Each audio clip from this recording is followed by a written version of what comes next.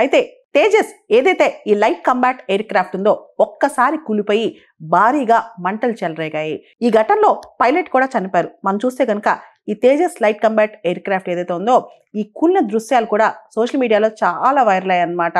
ఈ light combat air craft Tejas ని Hindustan aeronautics limited వాళ్ళు తయారు చేశారు. ఇది పూర్తిగా ఇండిజినస్ టెక్నాలజీ అన్నమాట. ఆల్మోస్ట్ దీన్ని 4.5 జనరేషన్ ఫైటర్ జెట్ అని చెప్పొచ్చు. 5th జనరేషన్ ఫైటర్ జెట్ కి చాలా దగ్గరగా ఉందన్నమాట. ప్రస్తుతం భారతదేశం యొక్క వాయుసేనలో మార్క్ 1 తేజస్ జట్లు ఉన్నాయి. ఈ తేజస్ జట్లు ప్రమాదానికి గురవటం ఇది రెండోసారి. ఈ ఏడాది మొదట్లో అంటే ఈ మార్చిలో రాజస్థాన్లోని జైసల్మేర్లో సేమ్ ఇలాంటి ప్రమాదం ఒకటి జరిగింది. అయితే అక్కడ పైలట్ సురక్షితంగా బయటపడ్డారు. కానీ ఇప్పుడు మాత్రం పైలట్ కూడా మరణించారు. దుబాయ్ ఎయిర్ షోలో జరిగిన ఈ తేజస్ ఫైటర్ జెట్ ప్రమాదంలో ఇండియన్ ఎయిర్ ఫోర్స్ పైలట్ మరియు వింగ్ కమాండర్ నమన్షు శ్యాల్ మృతి చెందారు.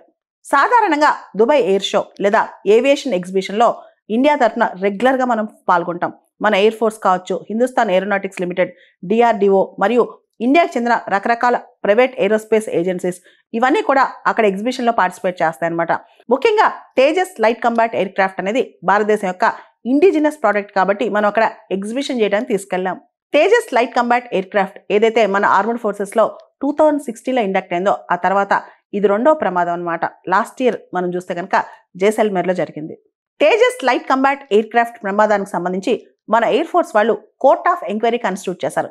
అసలు ఈ ప్రమాదానికి గల కారణాలు ఏంటని చెప్పి ఇప్పుడు అంచనాలు వేస్తున్నారు.